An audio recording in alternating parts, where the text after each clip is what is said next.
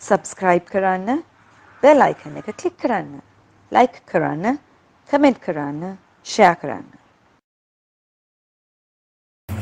ඊළඟට වැදගත් වෙන දෙයක් තමයි මම මේ පෙන්නුව knob එක.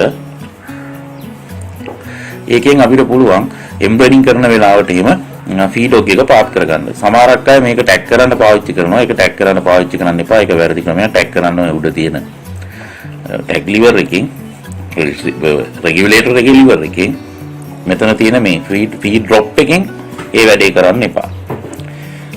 මේ feed drop එක වැඩ කරන්නේ අපි knob එක කරකවනකොට මෙන්න මේ විදිහට කෑල්ල ඇතුළට ගිහිල්ලා තියෙන්නේ සාමාන්‍ය තත්ත්වයේදී අපි අනිත් පැත්ත කරකවුවාම කෑල්ල එතනින් පැනලා පිටිපස්සට ඇවිල්ලා ෆීඩොග් එක පහළට යනවා.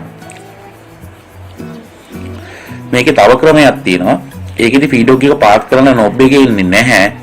මෙන්න මේ විදිහේ පාර්ට් එකක් තමයි ඉන්නේ. එතකොට ඒකෙදි ෆීඩොග් එක අපිට පාත් කරන්න බෑ. එම්බෙඩින් කරන වෙලාවට දැඩි සෙට් එකට ෆීඩොග් ගාඩ් එකක් දාලා තමයි කරන්නේ. හැබැයි මේ ක්‍රමයේ මම දැන් මේ අතේ තියන් ඉන්න feed drop non feed type එක මේකෙදි ලෙඩ දෙනවා ගොඩක් අඩුයි.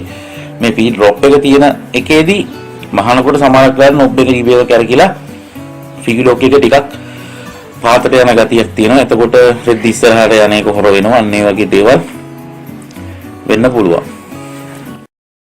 subscribe කරන්න, bell icon එක click කරන්න, like කරන්න, comment කරන්න, share කරන්න.